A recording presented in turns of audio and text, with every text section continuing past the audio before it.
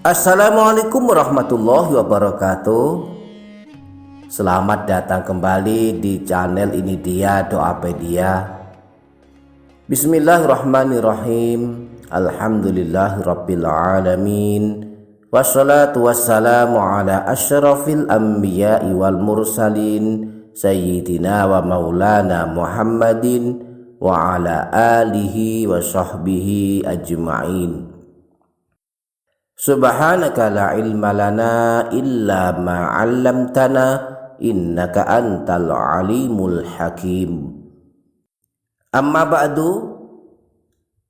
Para sahabat YouTube, setelah kita menyelesaikan ibadah sholat kita, hendaklah kita tidak segera beranjak dari tempat sholat kita, sebab ada banyak sekali amalan zikir wirid setelah sholat yang sangat dianjurkan untuk dibaca dan diamalkan. Ada bacaan istighfar yang rahasianya bisa menghapus dosa-dosa kita. Ada bacaan tahlil, tasbih, tahmid, takbir.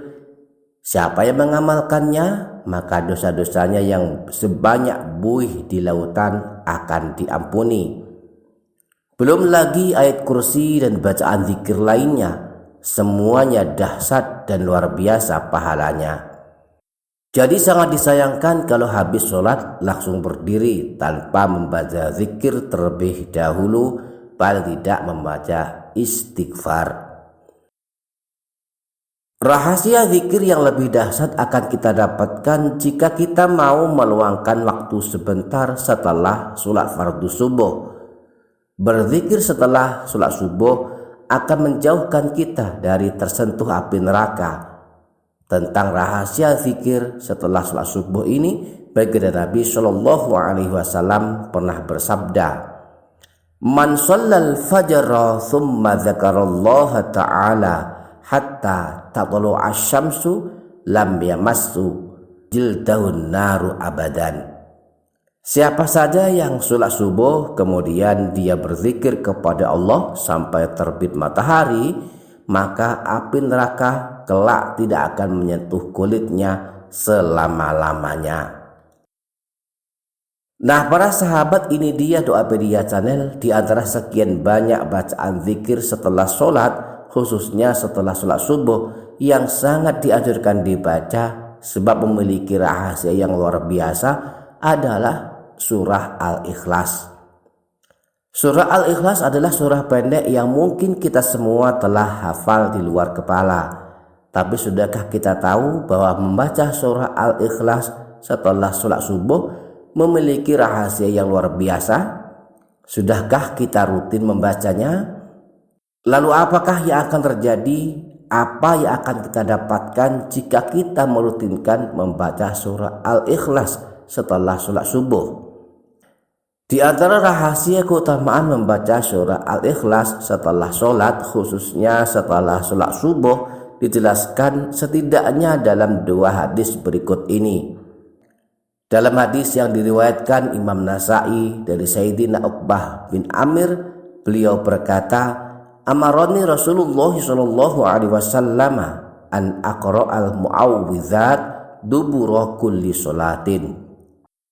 Rasulullah Shallallahu Alaihi Wasallam menganjurkan aku membaca surah Al-Ikhlas dan surah Al-Falaq serta surah An-Nas setelah setiap kali selesai sholat. Nah, Rasulullah Shallallahu Alaihi Wasallam tidak mungkin memerintahkan Sayyidina Uqbah bin Amir untuk membaca surah Al-Ikhlas kecuali di dalamnya tersimpan rahasia yang luar biasa.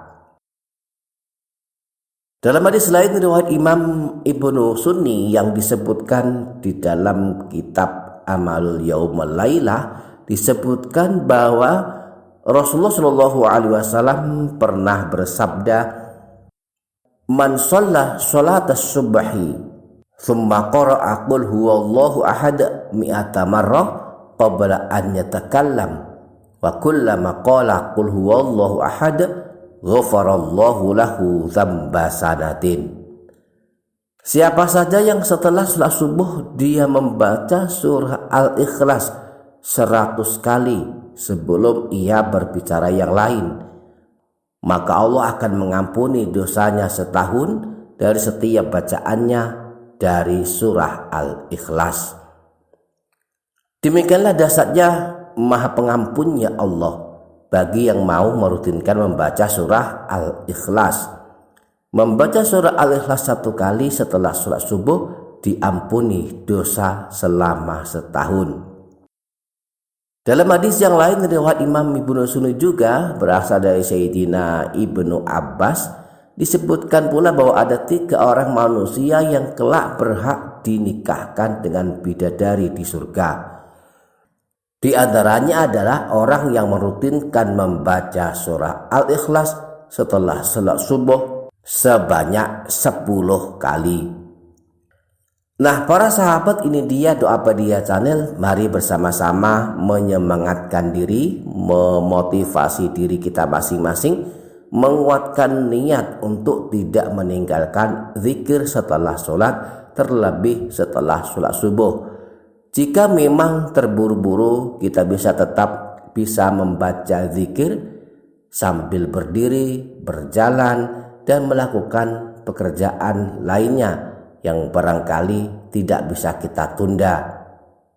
Dalam surah An-Nisa ayat 103 Allah memberikan petunjuk, فَإِذَا قَضَيْتُمُ الصَّلَاةَ فَاذْكُرُوا اللَّهَ قِيَامًا وَقُعُودًا وَعَلَى جُنُوبِكُمْ.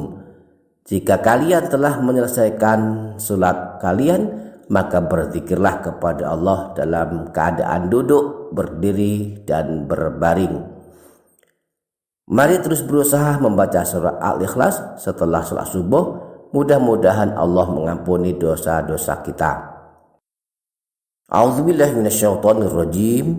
Bismillahirrahmanirrahim. Qul huwallahu ahad, Allahus samad, lam yalid wa lam yulad wa lam yakul lahu kufuwan ahad. Bismillahirrahmanirrahim.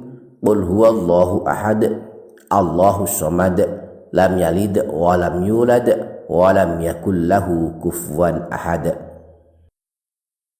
Demikian para sahabat, semoga dapat difaham, semoga dapat kita amalkan, semoga bermanfaat dunia akhirat.